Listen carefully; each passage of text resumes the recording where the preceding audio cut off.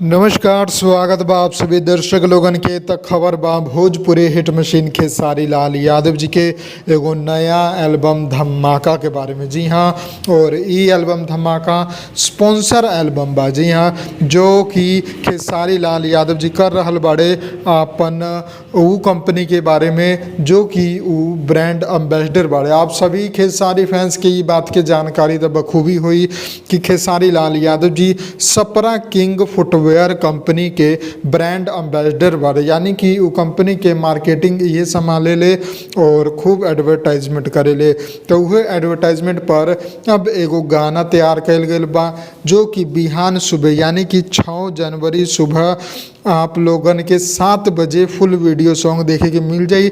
और जौन कंपनी ई गाना रिलीज कर रहल बाड़ी ऊ कंपनी के नाम बा एंगल म्यूजिक। जी हाँ, एंगल कैसेट, जो कि कंपनी में बहुत ही पुरान भोजपुरी के कंपनी बा।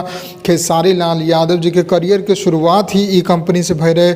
ऊ कंपनी पर ई गाना बिहान सुबह 7 बजे आप लोगन के सुने के मिल जाए, वीडियो देखे के मिल जाए।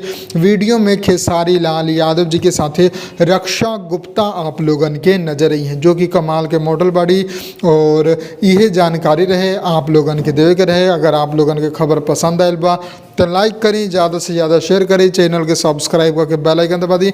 हम मिलम आप लोगन के नया वीडियो में। जय भोजपुरी, प्रणाम। लाल बटन के दबा के अपने के चैनल के सब्सक्राइब कर ली और सभी खबर सबसे पहले देखे खातिर एक घंटे के बटन के भी दबा दी, ताकि जितना भी खबर डालम आप सबसे पहले फ्री में देख लें।